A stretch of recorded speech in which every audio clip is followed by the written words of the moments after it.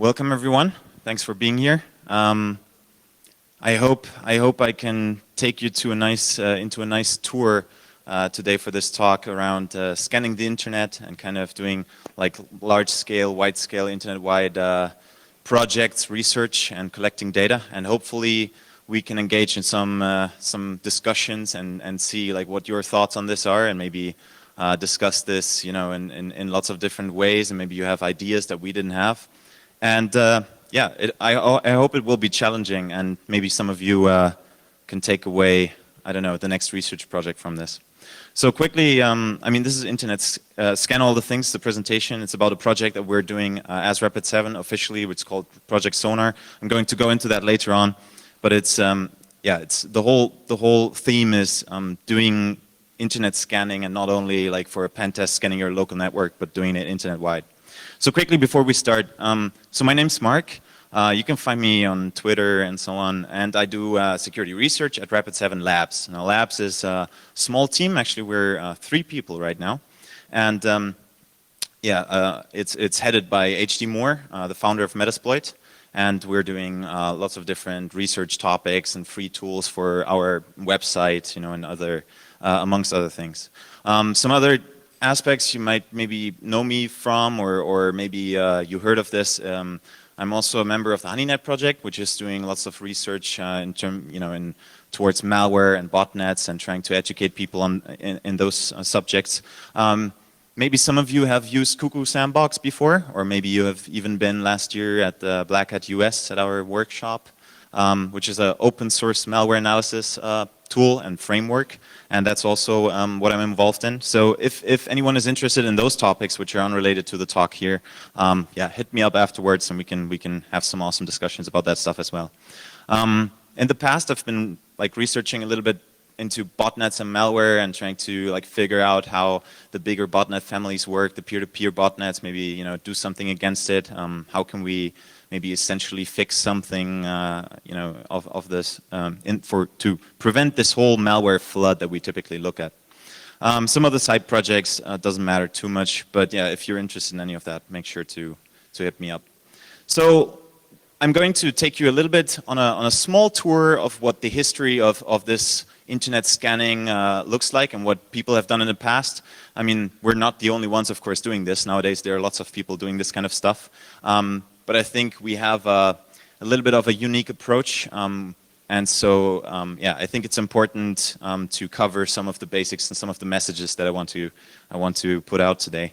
I will introduce you to the project that we're doing, a little bit go into the challenges that you can face with this kind of work, and hopefully we can come to some awesome conclusions, and afterwards every one of you will join me for beers later on or something, and ask, you know, and we can work on the next project together.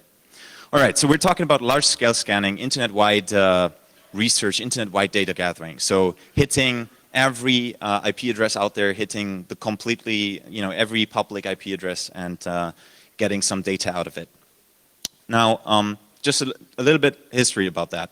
So people have done this very early. Actually, I think one of the first projects, 98 at Bell Labs, they started this internet mapping project. They essentially did ping ICMP echo requests to all IPs on the internet, and just did that continuously, like I don't know, even like probably every month or so, maybe more often, to just see how the usage of IPv4 addresses continues over time and how it grows. Now that's of course very limited in scope, and there are other projects. The IPv4 census did a similar thing, ICMP echoes again. Then one of the maybe first like actual data collection projects internet-wide, maybe not one of the first. I mean, this is a non-extensive list. I mean, there were probably some that I miss. Don't be mad at me. These are, I think, the major ones that I you know, that present some milestones and this kind of stuff. So the EFF SSL Observatory tried to go out and grab every certificate out there on the HTTPS, so secure web servers, and look into how this looks like what is the landscape, what CAs do we see sign those certificates, what do people use in key sizes, you know, what does it look like what things can we find some issues. And they published information about, several different flaws that were kind of scary or kind of interesting at the time. I mean, there are hundreds of certificate authorities in our browsers nowadays that never, signed a single certificate that we saw on the public internet. So there was already a discussion like, what are those CAs doing? Like, what are they there for, and why do we have to have them in our browsers? There were, of course, like weak key sizes, weak keys in general. The Debian bug, probably you remember, where you had weak generators. Lots of certificates are still out there on the internet used for web servers which have weak keys that you can easily factor. There have been embedded devices that have weak keys. I mean, there's lots of different things that came out of this project. And it was, at the time, I think it was regarded by most researchers as hugely valuable because it provides insight into something for the community where we just need to be aware that there are issues out there and misconfigurations out there that we need to address and be careful about when we deploy new systems, at least, because we probably won't be able to fix the old systems. All right, so continuing, one of the more recent, in 2012, I think actually the time is wrong. Oh, the EFF Observatory was in 2010 and not in 14. Sorry, the slide is wrong here. So in 2012, an interesting thing happened. So typically, like classically, people deem this internet-wide data gathering as somewhat infeasible because it's a high cost, if you want to do, especially if you want to do a large amount of data collection, so you want to do maybe more than SSL certificates, you want to hit more ports, grab more data and so on. They deemed that to be unfeasible because too high cost for an individual project, maybe some huge corporation can do it, but none of the individual researchers could do this stuff. So some anonymous individuals, one or several, they conducted an internet-wide kind of study. They scanned a lot of ports and they collected lots and lots of data by using essentially a botnet of infected, mostly embedded devices. So I think the number was around 400,000 devices that they managed to log into with some kind of default password or guest password. So they essentially did like a dictionary attack, a very limited one. And they managed to infect and take over 400,000 devices across the internet. And they used those in a very, let's say, careful, almost academic approach to conduct this internet census of the internet. And they made sure that the devices weren't overloaded and they were really careful. But of course, this is like highly illegal, right? I mean, this is not something that anyone should do, or, I mean, it's a very controversial topic because in the end, they published all the results, the whole data set, uncompressed 9 terabytes of data. They published that as a torrent and everybody could download it. And lots of people did, and there's a crazy amount of research projects and findings out of this, and it has proven to be somewhat valuable to the community and to the security industry. And still, it's of course the collection is illegal in the way that they conducted it. Now, a lot of you also know Shodan probably, and Shodan does internet scanning for quite a while now, and they index actually the data that they get. So you can search it, you can just search for a certain device and you will find like all the devices that are out there. Now this is very good as well because it's continuously done. So those guys, they do it. I don't know actually what the kind of interval is, but they do this continuously and they make it public. I mean, to a certain extent, like if you want to do a lot of queries, you need to be a customer or something. But essentially, you can go to the website and use it. So yeah, we've seen several uses, and probably a lot of you have used Shodan in the past, like for your jobs or for some research. There are different kind of projects that are not necessarily gathering data, but they are used for measurements. There's the RIPE Atlas, which has over 6,000 nodes spread around the world, which people just host. So essentially, RIPE goes out, gives these small devices to people, and they just plug it in at home, and then it's used for distributed measuring of round trip times and so on. So critical I/O, which is essentially where now the interesting stuff starts for me, because this was done by my boss, so HD Moore. And he did this in 2012 and 2013, more as a proof of concept. So essentially, he wanted to do something similar to what the internet census guys did, those botnet using guys. He wanted to do a project with a legal collection method. So he got a bunch of servers himself, he paid for it, and he did internet-wide scanning on several different protocols, and he did it using Nmap. So he just wanted to see, like, what is the cost involved? How fast can you do this? What stuff do you find?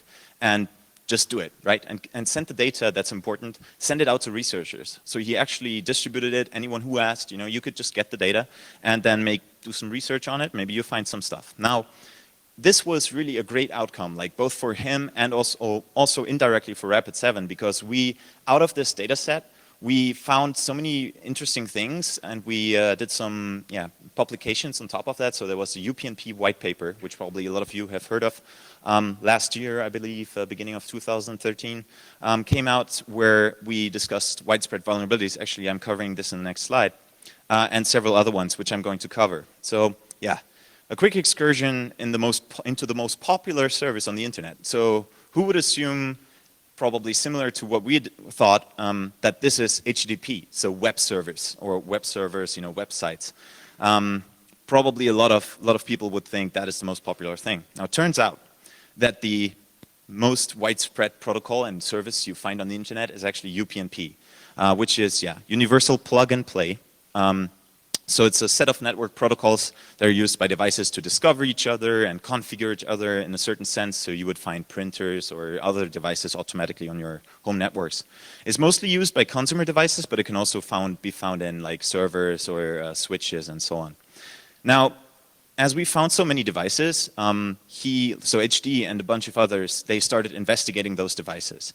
And when you look at different types of devices and what kind of software stacks they use, it turns out that pretty much the majority of those UPnP server or implementations, protocols, so to speak, are done or they are gotten from 3 different major software stacks. So all of those devices, doesn't matter whether it's Linksys or this router or Netgear or whatever, they license one of 3 major software stacks. And those are Broadcom, Mini UPnP, and Intel, the Intel Portable SDK. So, and yeah, I mean, what can you expect? I mean, you take this protocol, not a lot of people probably looked at this, and you find in every single one of them, you find remotely exploitable bugs, remotely exploitable vulnerabilities. So this means essentially out of millions and millions, like 20 million or so devices on the internet that have this open, probably more even, I think there were, I don't know how many, there were probably 100 million or so devices across the internet. You can just exploit millions of devices using Metasploit, you know, using an open published exploit. So this was really a kind of a major flaw that people found, and it's still widespread. I mean, it's still out there, right? It's still on the internet. So this was really for us the time where we thought, okay, this is really important. Like we found this protocol, we looked at it. Apparently, a lot of people didn't look at it before, and we find lots and lots of vulnerabilities. Most of them pretty easy to discover. So it's very critical because these devices are internet connected, and you could like immediately take them over, right? So we needed to raise awareness, so we published a white paper, we hit some news sites, tried to spread the word, and lots of people knew now, okay, there's something weird going on with my router. And either some ISPs tried to make the situation better and they exchanged devices, of course that's very costly. Some people, they updated their firmware and so on. So we tried to, people try to make the situation better. So yeah, hopefully this reduces the attack surface. Now it gets interesting because at that time, we thought, okay, what else? What else can we find? Like, what kind of weird devices or misconfigurations or problems can we find on the internet if we look at this kind of data set, an internet-wide data set? Which brings me to this picture. So this picture was selected by a colleague of mine, by Claudio, and I think it really accurately represents the landscape of devices and things that you find out there, because the internet is a weird place, right? You find so many weird things, both in videos and memes and pictures, as you find in devices and configurations. So, yeah, of course, you can look at web servers, which is probably boring compared to the picture. I mean, the picture, speaks of weird configurations. HTTP web servers, not really weird. So, but out of internet-wide studies, you can get some interesting data out of this as well, right? This is somewhat boring, but I'm just going to cover it. So, if you look at, for example, like the distribution of web servers across the internet, you find that a lot of, or actually most of, IISs and Apaches and so on, they don't run the latest version. Somewhat expected, I guess, but still, if you think about it, probably most of them don't run the latest version, but then again also a lot of them will have not the latest security patches. So you can just look at the internet and see what typically people do with their web servers. Do they care about security updates? Don't they care? And so on. So I mean, this is just what you typically look at when you look into those data sets, right? You can aggregate, do counts of different versions, and so on. Now it becomes more interesting when you look at other protocol types, and I think SNMP is probably something you guys have used before or heard of before. So the Simple Network Management Protocol, it's used in home routers, but also printers, modems, switches, and a lot of enterprise devices like appliances and so on. And it's used for both getting information about the device and discovering it, but also for managing it in most cases. So you can see like the routes and addresses and listening ports on the device, maybe some running processes. It always depends on the actual device and the actual software stack used, but it goes as far as that you can see patches that are applied to the device, you can see accounts and group names and so on. And the problem with this is, oh, sorry, I thought I had another slide here. So the problem with this is SNMP, they have, by default, they have configurations where you have, in most cases, a public read-only kind of login, or how do you call it, like a credential. And then there's a read-write, a private credential. And in a lot of cases, either so there are devices that both with the so-called public credential allow you to write or configure the device. And also there are private ones which just have, the standard default setting, and so it's essentially like a default password. So what can you find on this? If you look at actually some devices and you do just a list processes, you list the processes on this SNMP service, and you can find actually the arguments that are given to processes running on that particular device, which leads you then immediately, without any exploitation, any hacking or whatsoever, it just leads you directly to credentials. So sometimes you will find usernames, passwords, you will find URLs, IDs. I mean, it just is. There's a plethora, how do you call it, so great variety of these devices out there. You don't even know where to start looking into it, and you don't even know, okay, maybe here the password master key 2011, maybe now I can use this to authenticate the device. But maybe it's also just I don't know, some internal configuration string, and it's not remotely accessible, so it's not a security vulnerability, right? I mean, so the point is, you see this, you typically think, oh my God, there's something weird going on. But in each individual case, you would have to look at the device, the software, and so on to determine whether it's actually a problem. Now, this continues as we go through the slides, because this is like the story behind everything here. As I mentioned, the authentication in the earlier SNMP versions, which are, I think, very widely deployed still, are based on this community string. So you have the public read-only and private read-write string on a lot of devices. Now, these can be reconfigured, and it's actually recommended to reconfigure those, but just, I mean, as it is with routers, not many people change the default settings, right? So some devices actually allow write access with the public identification. So what about reconfiguring functionality across 11 million devices across the internet? Just reconfigure routes or reconfigure the passwords or whatever, right? And thousands of routers through this can be instantly compromised. I mean, it's similar to UPnP. It's just everything out there, within everything out there, there are thousands and thousands of devices which are immediately vulnerable to something.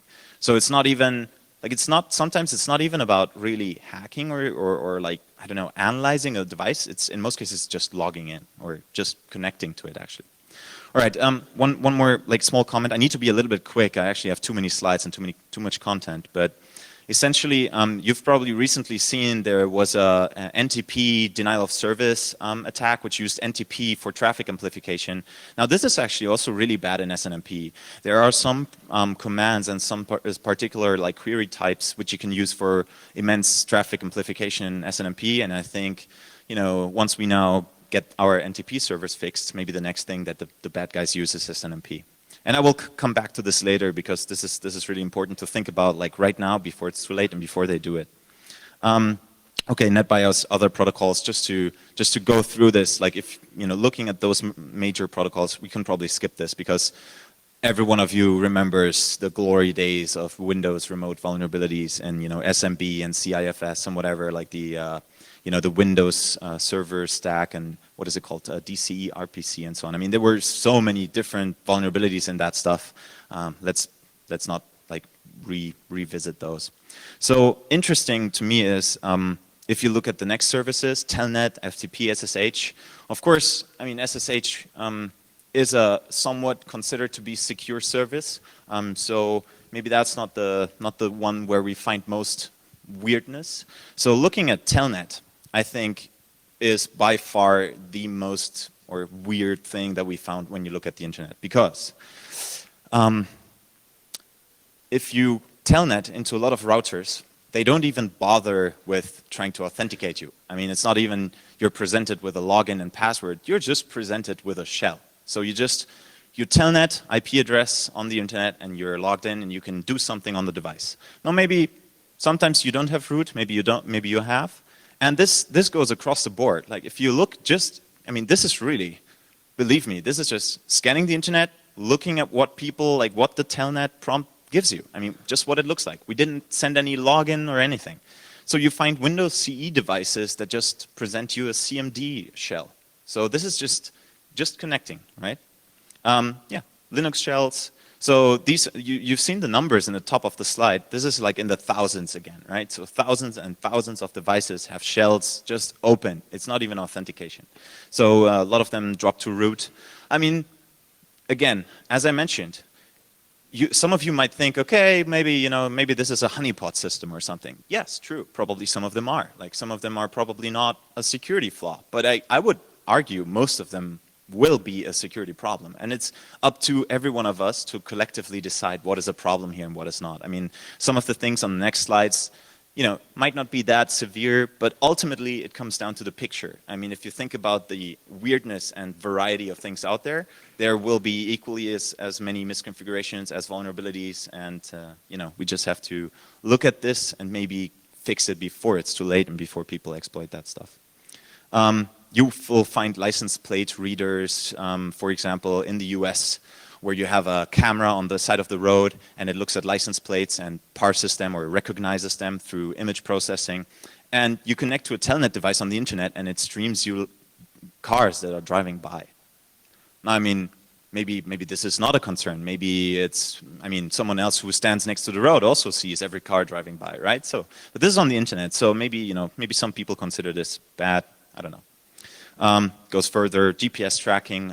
Probably some of you have been in the talk earlier today about the AIS ship tracking by Marco. He's somewhere here. Yeah.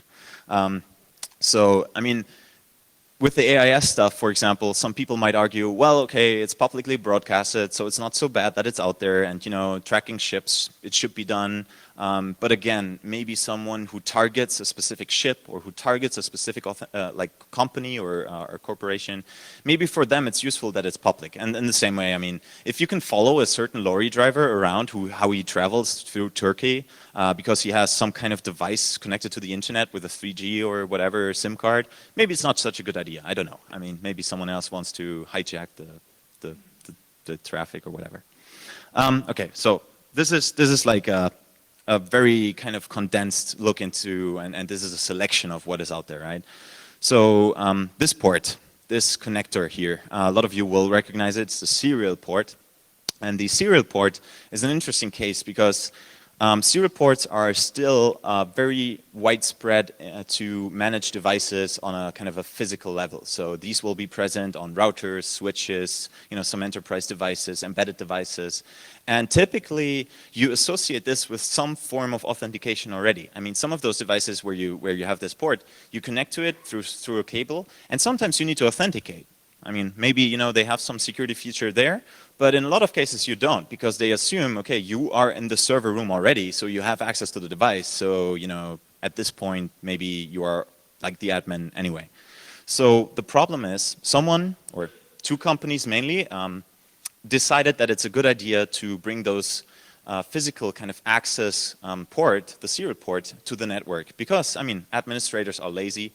Some of them, sorry, no offense.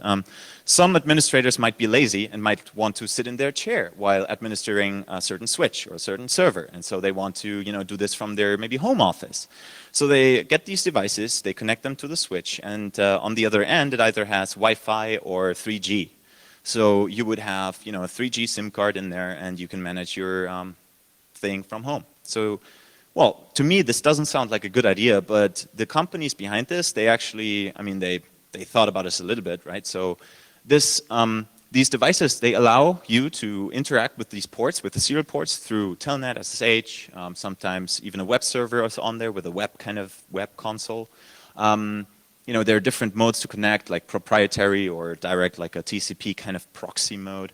And they actually have interesting functionality sometimes where they offer some automated interaction. So you can say, if you see this on the serial port, then do this. And this is actually used as kind of a expect style programming thing where you instruct this server to interact with the device. And I think, so if you look at the public information about these devices, you can find like a use case of oil and gas monitoring. So you have this device somewhere, and when a certain temperature grows too high, then it sends a command to lower the temperature or something. Like, I don't know, I mean, I don't know if this makes sense, but this is apparently what it's used for in some cases.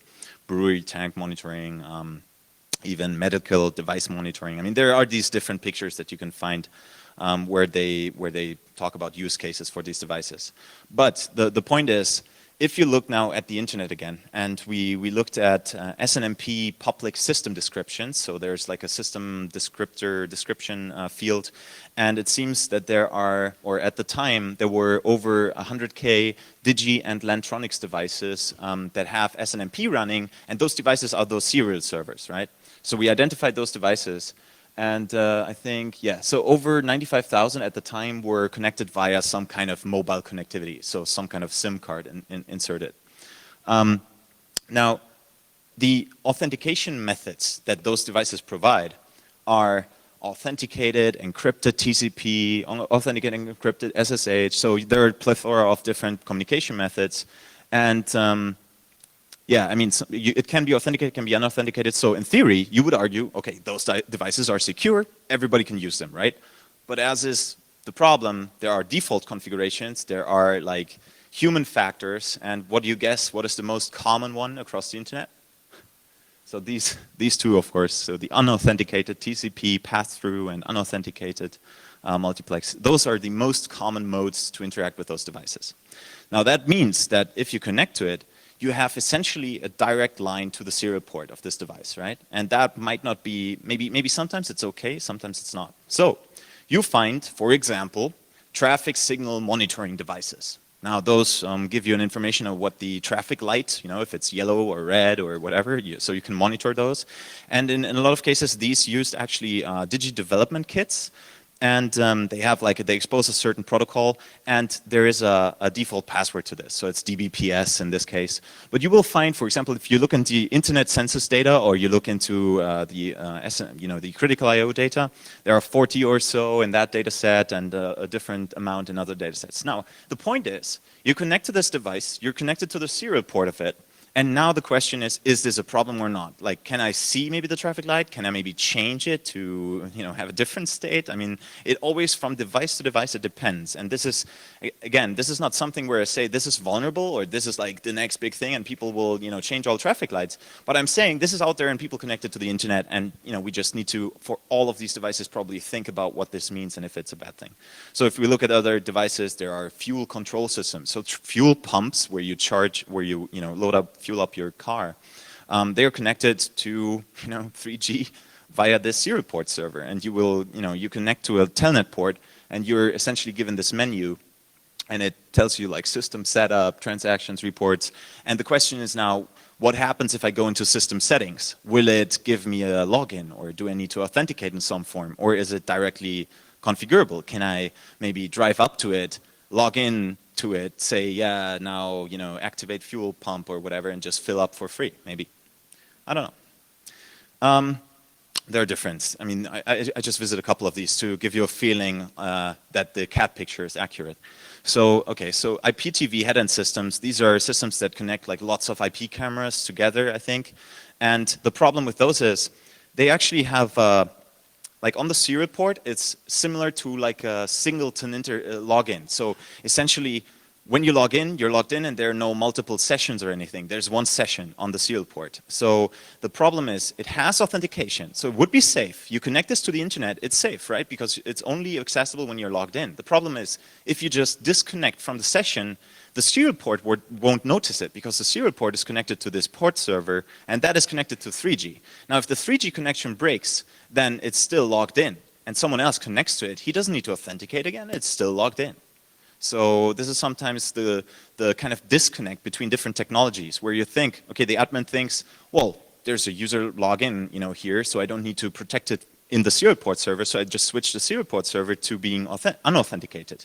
Now that's fine as long as he doesn't disconnect mid-session, right? And if he remembers to log out every time. So sometimes this kind of disconnect can bring us new vulnerabilities if we combine these, technologies. Yeah, national dry cleaners in the US somewhere. You can see someone had to get some leather cleaned. I don't know. I mean, maybe you can find the customer information in that system as well. But this is essentially just presented to you on the internet through a telnet protocol, right? Which is, again, in a lot of cases, I would argue it's not so clever, and that shouldn't be happening.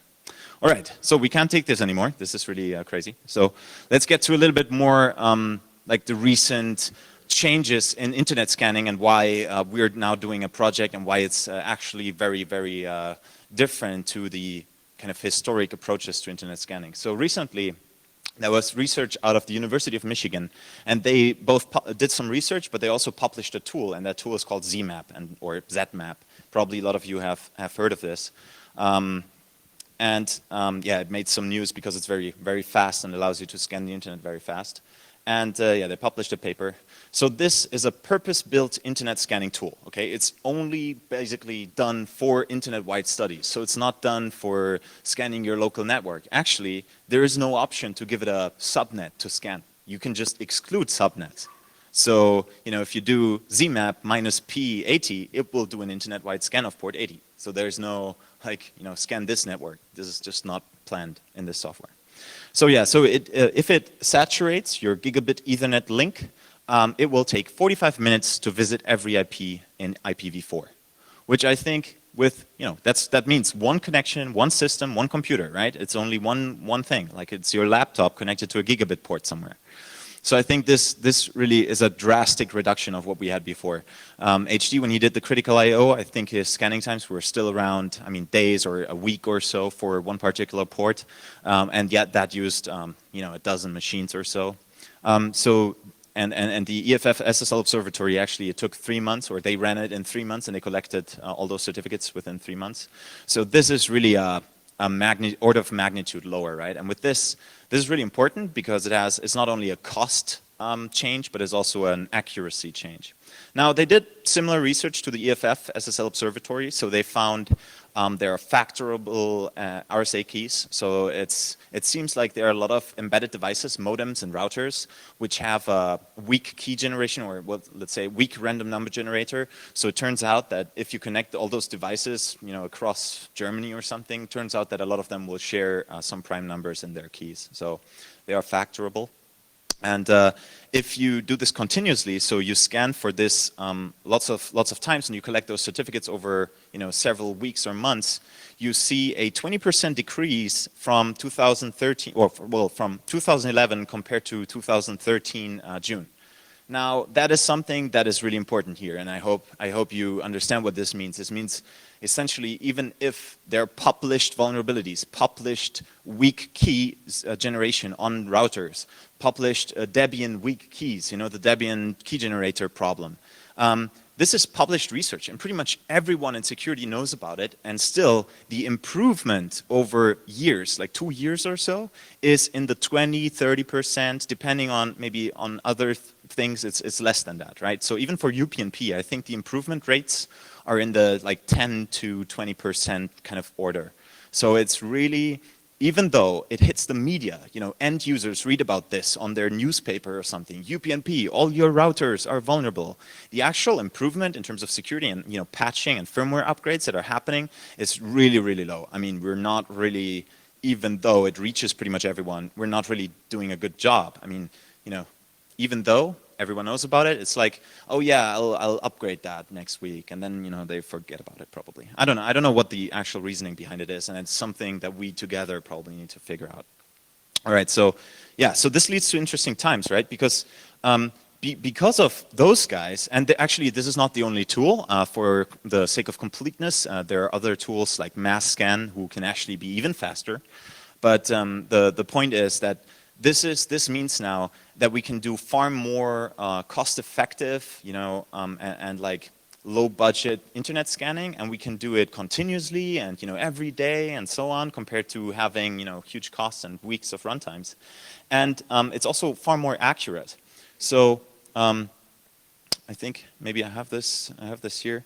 No. So the point is, it's now possible to do not only a project for 3 months and stop it. We can now continuously do this, right? And forever, like starting from now, we can scan like for SSL certificates and give you real-time updates of when your company's domain name is used in a certificate across the world somewhere where it shouldn't belong, right? I mean, this is now possible to do on a kind of a day-to-day basis. So this is really one of the main reasons why we also wanted to invest some resources into this kind of research and this kind of data gathering. So a big problem on this is the traditional view on what scanning means. And I recently had a nice discussion with this, with some CERT workers. So people that work in incident response across the world, in government, private sector, it doesn't matter. They see internet scanning as this next scary thing, because everybody will now scan the internet and they will find all my devices and they will find all my vulnerabilities. But I mean, the point is, now that it's maybe more feasible for a lot more people to do, doesn't that mean that it's now time for you to finally fix your devices or maybe disconnect them from the internet, as compared to we need to stop people from internet scanning, right? So anyway, I will come back to that later, but the point is, lots of people will see this as an attack, and traditionally, if they monitor the infrastructure and they see someone scanning them, they will send, for example, an abuse report to the source network of this, right? So yeah, this is like a discussion of is the internet, like if I share a document somewhere and it's publicly accessible, is this now public information, or is this a bad thing if someone accesses it? Can I sue him because he accessed my public document, which I don't think he should download? Like, it gets into all kinds of discussions which I'm happy to engage with you about, and I want to start some thoughts on this. So this is typically what you get. So you get like, please investigate the incident described in the following partial log, or I don't know, this email is from Utah State University, suspicious and malicious activity that appears to be sourced from your network. So this is kind of the stuff that you get when you do internet-wide scanning. You will run in all sorts of monitoring devices, dark nets, and so on, and they will send mails to your provider or your abuse email address. And they say, yeah, we blocked your IP address, or we blocked your whole network range. And typically, of course, this is because this is considered to be a previous stage to an attack, or to a, maybe, they want to do a port scan and then infect some devices or exploit some devices. But in this case, it's meant for different purposes, right? I mean, it's meant for different things, and I'm getting back to that later. But this is typically what you get, and you have to deal with it, because we want to play nice with people, and we want to explain to people what we're doing. So yeah, so now we're coming to this. So if we're doing internet scanning and we want this to be a sustainable thing, we want that everybody thinks about this as, we need to know about what is out there, we need to know about our problems, and we don't need to ignore them, because the bad guys, they will do this stuff anyway. I mean, doesn't matter, like if we say, okay, now internet scanning is banned, nobody's allowed to do it. That's fine, now I can't do it anymore, but the bad guys don't care, right? I mean, they will do it anyway. So the point is, we want to use this for the good purposes. Now, if we do this, you need to either, if you want to do internet scanning, you need to either have your own IP space and then deal with abuse reports, or you have a good host. You have to have a good hoster, because in most hosters where you rent a VPS or a dedicated server, it will kick you out in most cases if you do internet scanning, because they see this as not wanted behavior, or they don't understand what you're doing. So you really have to engage with the security folks of that particular company to say, hey, we're doing this project. Are you fine with us doing this project? And what are kind of the thresholds and the framework of this? So yeah, one thing about speed. I just mentioned that there's another tool called mass scan, which allows you to even be faster than 45 minutes. So I think those guys, they demonstrated to scan entire IPv4 in 3 minutes, which is impressive from a technical point of view. I think this is quite awesome. But on the other hand, if you are talking about sustainable, continuous internet scanning, this is actually not something you want to do, because you don't want to overload networks, you don't want to get people angry at you, you don't want to scare people, you want to be nice, right? I mean, we want to be nice, we want to do this now, and we think it's super valuable. We got previously research out of this that is really valuable to us and also the community, I think. So we want to be as slow as possible while still maintaining accuracy. So I think if you look at 45-minute scan, that means 1.4 million packets per second. So first of all, your routers and your upstream needs to handle this, but also remote networks that you hit get a certain portion of that packet rate, of course. And I think my view on this and our view on this together is we need to play nice and reduce the speed to something manageable. Actually, I think we're running in 3 hours or so, which is taking about 200 megabit or so of bandwidth on our side. Yeah, and of course, the probes, sorry about this. The probes following the scan, so the certificate collection, for example, that we do, this needs to be, of course, tested. Because if you end up sending some random checks to random devices on the internet, maybe you crash something, so you need to be careful about what you do and really make sure that it works as intended. So I think this is really important for anyone who does this. I'm not going to cover this, but just mention it. The ZMAP guys, so University of Michigan, they actually published these best practices. URL is on the slides, you have the slides anyway. So they have a list of things that you should do, like be transparent, coordinate closely with network administrators, verify that you don't overwhelm the local or remote network, and so on and so on. So this is really transparency and communicative, to be communicative about what you do and what the purpose of the project is to my mind really important, and those guys, we share the the best practices with those guys. All right, so the mission from our side is we want to gain insight into what is out there. So for a particular customer, for example, we would like to be able to give them, hey, this is what your landscape looks from the outside. This is, if you look at internet scanning data, this is what people can find about, below your domain or something. We want to know what kind of security is maybe associated with a particular device. Does it have some misconfiguration? What is the state of something? And yeah, maybe we also want to prioritize, hey, this is far more problematic than this other thing. So of course, you guys know Rapid7 does, maintain or back the Metasploit tool, Metasploit framework, and also the Pro version. So of course, we also want to extend that. I mean, we want to have more coverage of bad things in Metasploit so you guys can test your networks and so on. So we want to, for all those devices out there on the internet, we want to have fingerprinting. We probably want to find out if there are vulnerabilities, and we want to, of course, improve products. I mean, that's normal. So yeah. The plan was internally, okay, so we start this project, we do this internet scanning continuously, we do it weekly or bi-weekly or something, and we want to find new issues and also monitor existing issues and how they improve, and we want to raise awareness about them, and also, of course, a very important thing is share our data and our findings with the community. So this was announced by HD last year at DerbyCon, and it's called Project Sonar.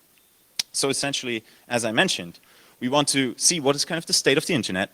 We want to scan and gather data. We want to have some statistics and trends out of this and share it again. And yeah, the last point here, it's really important. So we want to make this data available to the community, right? So every one of you shouldn't say now, well, okay, it's cool that you do this and your graphs are nice, but I want to do this particular research and this is important to me. Then we want you to be able to do this. And essentially, you probably would all agree that if everyone in the room starts internet scanning now, maybe that's duplicate work, right? So we want to share the workload, and we also don't want to invest too much money, so we want to keep our side of things small. So we want to share the whole data, yeah, because we won't find everything. So, two pair of eyes and so on. So what we do so far is we scan 443 TCP, which is the HTTPS port, and we collect the SSL certificates from it. So we gather all the server certificates, CA certificates that are offered from those web servers, and we do this on a weekly basis. Then additionally, we do HTTP and we do a GET request. So we get the index page, so we get the HTML from the index page from every web server out there. We do this, I think, bi-weekly.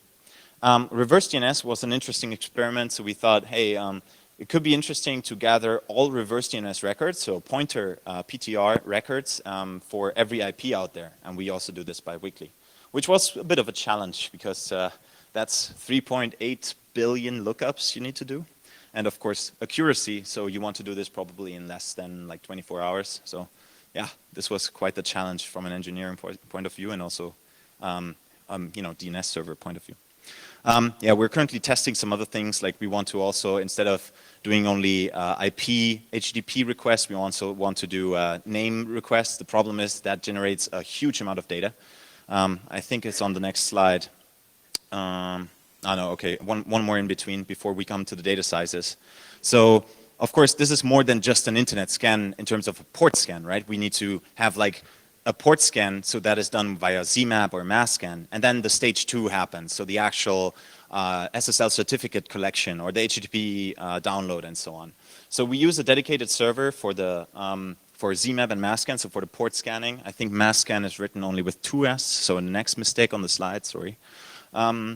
And we use cloud instances in some cloud provider for doing the second stage, right? So once we find open ports, we then give this to some, a range of systems in some kind of cloud infrastructure, and then we get the certificates through that. And yeah, so we have a tool called Auto Sonar, and that manages this. So essentially, by now, there's like a cron job somewhere running and says SSL scan, and then it does this automatically, right? It ramps up some instances in the cloud, installs them, prepares them, starts the scan, does all the stuff, collects the data, zips it up, and then uploads it to a public website for you to download. Yeah, and so it needs to be like fast, everything, and so on. So yeah, as I mentioned, reverse DNS was quite the challenge. So if you're looking at, you want to do like you want to hit all IPs within 24 hours, means that you need to do 44,000 lookups per second, and that is probably some kind of like, how do you say, like a load on a DNS server, and it's also quite heavy to do this on a single server. So we're using, we built this DNS blast.c. Which meant, so we built this, oh yeah, it works, it's super efficient, but then we break, the DNS infrastructure of the cloud provider we're using, and then, well, not break, but slow down and kind of impact. I mean, they see spikes in their graphs and systems are slow, so they call us and say, hey guys, you need to stop. Yeah, and then we essentially, because of that, this also meant that we were essentially DDoSing big name servers of big ISPs. So if they have a name server that maintains all the records for, a big /8 or something, then they would see a lot of traffic from us. So yeah, the end thing was we needed to apologize to a lot of people and and talk to them, define the thresholds, define the speeds that are acceptable. I mean, we actually had a very positive communication with a lot of these folks, like the cloud infrastructure, but also the providers. And they said, okay, this sounds interesting, the project, but in the way that you did it, you can't do this. Like, this is too much, right? So we defined together, we defined the thresholds, and yeah, now it's running and it's all working, and I don't know, everybody's happy apparently. Okay, so this is what I call dealing with big enough data. So I'm not in the big data business, probably some of you are. Big data business means you have lots of servers and lots of like clusters of databases and whatever. I don't really have that, so I have like, I don't know, 3 servers somewhere in Germany or 1 server in the US, so it's really like limited. So the problem is, I gather a lot of data, but it's hard to make it searchable. I mean, I'm not a Shodan, right? So I don't have this kind of background. So we're looking at weekly SSL certificates. So you're looking at 40 million open ports for 443 across the internet. We get about 25 million SSL certs in total from those. I think that's because A lot of them are duplicates. So, I mean, if you look at Google, for example, they will probably have thousands and thousands of servers with the same certificate. Then again, some of them are misconfigured or they're actually not running SSL. So we see a lot of normal HTTP web servers on port 443 for whatever reason. So yeah, so this generates around 55 to 60 gigabytes of data within around 4 hours. Now, the AT-TCP, so HTTP GET, 70 million open ports, around 3.5 kilobytes on average on data, but so that means this is like 220 to 240, depends, gigabytes within 10 hours that this generates, right? And then we somehow want to do something with it, and we also want to upload it and make it available to you guys. So it's, you know, it's somewhat of a challenge if you're dealing with just a couple of servers that you have somewhere. Yeah, reverse DNS, the same thing. It's 1.1 billion records approximately, and that means around 50 gigabytes plain text, you know, in record pairs essentially. So there, I mentioned this. So the name HTTP GET. So if let's say we have, you know, Facebook.com, Google.com, all those names, and we do HTTP GET on every one of those, that will be a lot more data than just the IP-based vhost. So this generated, we tried this for around 200 million names, maybe 250, I can't remember for sure, but this generated 1.5 terabytes of data. Now, this is, again, a lot harder to share with you guys because we need to have the bandwidth and the storage and so on. And it's also for us, we can't do that bi-weekly, at least not with the budget that I currently have. Like, I can't sustain this. So the question is, like, how do you do this? And this is running since roughly November 2013. So this is really a little bit my personal big enough data problem that I deal with because I'm not coming from any big data background, so I need to somehow deal with this stuff. Okay, so yeah, as I mentioned, so you have, if you have like millions of records, it tends to blow up some of the even like the high performance, low level key value stores and whatever you have. If you get these tools from the internet and you say, yeah, it's an awesome, efficient database, and then you start to insert hundreds of millions of records, they will break in a lot of cases. I actually need to be fast. I'm already a little bit over time here. So yeah, so this is like we want to build databases out of this, but it's very hard to do with the kind of project that I'm dealing with.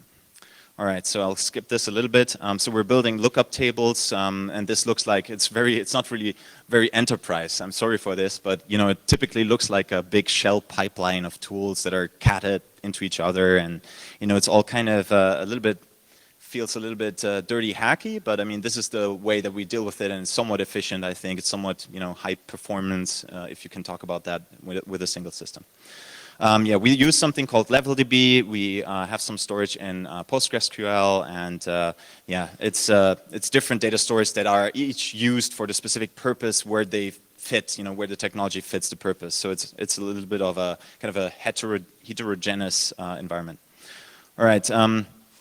Oh yeah, yeah. So the problem is, this was a problem where essentially you write these individual tools and you need to scale them up. You need to make them, you know, faster. You need to parallelize them. And I don't have the time to actually write parallelized code. So we end up doing stuff like in the bottom there, where we use a GNU Parallel, which is a tool I've never heard of before. But when I did this work, it was really valuable because it essentially spawns like, you know, a lot of processes from the same like type and just splits up the input into different of those, and it's super helpful, but it's all kind of, it's all individual command line stuff, and it's not really, you know, a Hadoop cluster that I'm dealing with, right? All right, so what we built is, out of the data that we get, we built some interesting lookup indexes, and I'll show you a quick demo in a minute here before we are almost done. So for example, you can do searches for certain domain names and find, you know, all certificates that have something rapid7.com or something your domain name in them, right? And you build lookup tables for this for investigative purposes. And I will show you a, yeah, I will show you a demo quickly. So I wanted to cover still some things that we can do with this. And I'm skipping through this now because I'm over time. I was slower than I expected. But essentially there are a lot of different angles to this, and I hope that you have some ideas as well. And our ideas were, we want to do this continuous SSL observatory. So we want to look up, you know, what kind of changes in our SSL landscape, and we want to do this on a continuous, you know, free, regular way. How do they improve and so on. We want to prioritize vulnerability research, so we want to see, if a device is popular, we probably want to look at it first compared to a device that is, only used for 10 devices across the internet. Exposure of vulnerabilities. So for example, I'm not sure if you remember the SIRCOM backdoor recently. We found 7,000 routers across the internet that had this running. There was recently a new module in Metasploit for some Yokogawa SCADA equipment where we found vulnerabilities, and 2 of them were available on the internet as well, which is kind of scary, I think. Yeah, and you just find a kind of a grasp of what is out there and what you're dealing with. Yeah, you can do stuff like continuous defacement statistics. We can do like a public scoreboard of the best defacers out there or something, where you just look for the HTML and you see, hacked by Hacks or something, or hacked by the Syrian Electronic Army or something. And you just need to look into the data and look for hacked by, and you can make statistics out of this. It's kind of fun. Find parser bugs, right? So internet data is stressful for a lot of parsers because they don't expect what is out there in weirdness. So we found a bug in Ruby. It's parsing certificates in the wrong way. There's a bug upstream. So you find all these different things, and this data is useful for, I think, so many different angles that I can't possibly cover all of them here. So what's next? So we want to extend this project. We want to gather more certificates. We want to have more data in there. And so we want to build reporting out of this. We want to generate all this what I mentioned. We want to generate stats and statistics and graphs and so on, and allow for easier collaboration. Now, oh God, I need to be really fast here. I probably have like 3 minutes left. I'll skip this here for now. So collaboration is highly important. So the scan data is published at scans.io, which is hosted by the University of Michigan. I think I have it on the next page. So I can probably show this to you, but it's essentially it's a website at University of Michigan, and all the data sets are up there, and they're continuously uploaded. So the SSL certificates, if you look at this, every Monday, I think, you will find new data from us, right? And you can just download the raw data that we get from our scans. And you can look into it yourself. You can find, devices out there. Billy Reyes, he did a talk about the building management just earlier in another room, and you can find those devices in the data set, right? You can just use it. You don't need to scan the internet. You can just use this data set, and then you can play around.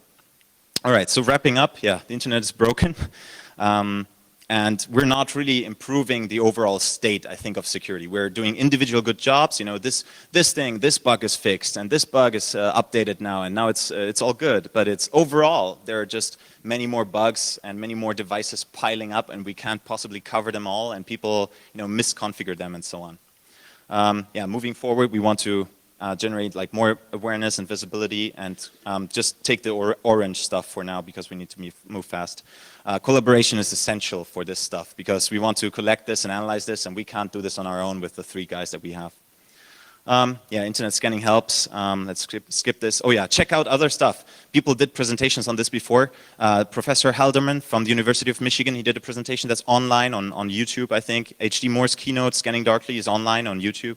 So you can find those as well. You have my slides on the CD, I think, so you can just check this out. Yeah, so the internet is broken. Internet scanning saves lives. I hope you agree with me. And sharing is caring, obviously, so we want to share our data, and hopefully you share results with me. And please come to me afterwards because there are some things we can discuss about, even though we're out of time here. All right, so thanks. And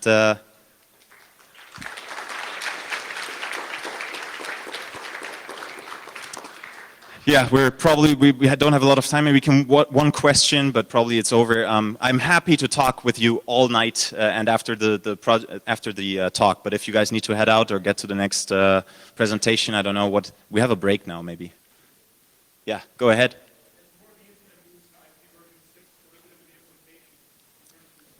Right, so IPv6, obviously, as most of you know, IPv6 you can't really easily enumerate as IPv4, but there are some ways that we could still do some scanning on IPv6. So for example, you can, for all the domain names or for all like the names that we find in all the data sets, we can do just lookups and look up if they have an IPv6 address and then scan the appropriate IPv6 address for services. So we could do something. I think we have currently a list of 40 million, 50 million IPv6 addresses that are associated with some kind of name, so that we have DNS records for. So we could scan those, for example. And then there are different other approaches, but yes, enumerating and scanning everything, of course, not feasible, but we will find probably a good subset of available devices in IPv6.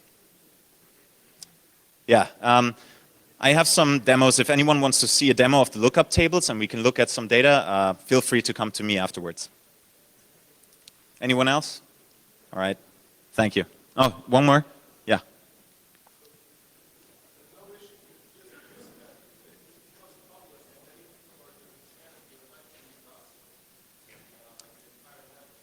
Well, so this is sending one packet to every IP, right?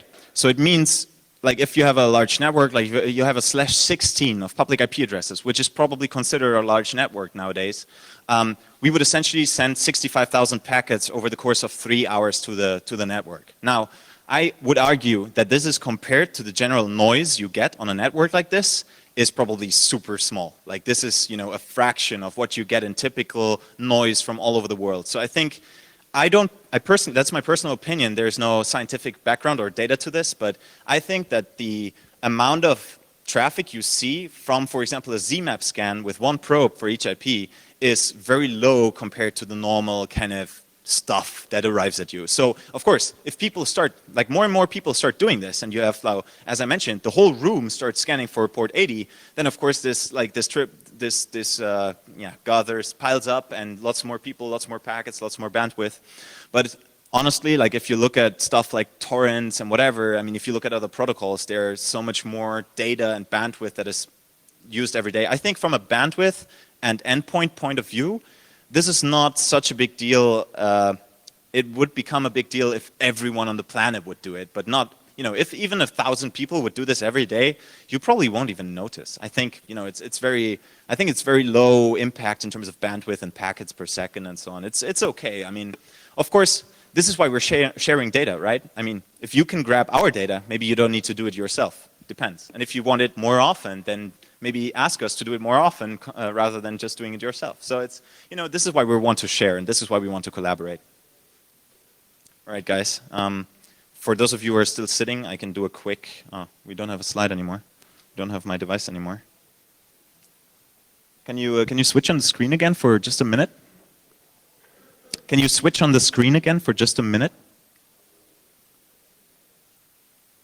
So, I'll just do a quick lookup against some Singaporean you know, web server and see what we find in our data. For anyone who is still waiting for getting coffee. So does this microphone work here? Yeah, it's working. It's working now? Oh, perfect. Oh, shit. All right, so let's move this over here. Move this bigger.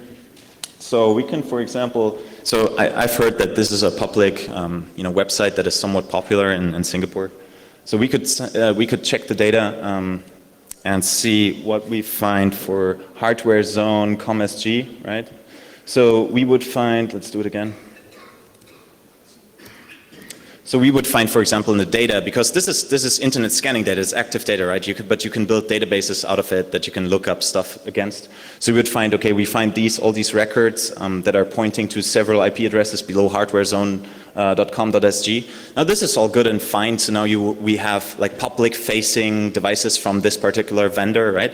But maybe it would be interesting to see what other webs or names do they also use for this particular website. How do they get you maybe also to the website? So we take one of the IPs, take maybe this one here, this one on the bottom, and now we do a lookup against that IP address and see what names point to it, right? So we see they also use gameaccess.com or I don't know what else is there, hardwarezone.sg, and you know, different domain names. Now in this case, this is probably pretty boring, but for other applications, for maybe, you know, more malicious sites or shared hosters or something, you will find lots of weird domain names pointing to the same IP address. I think for Rapid7 it's also quite funny. Let's see, rapid7.com.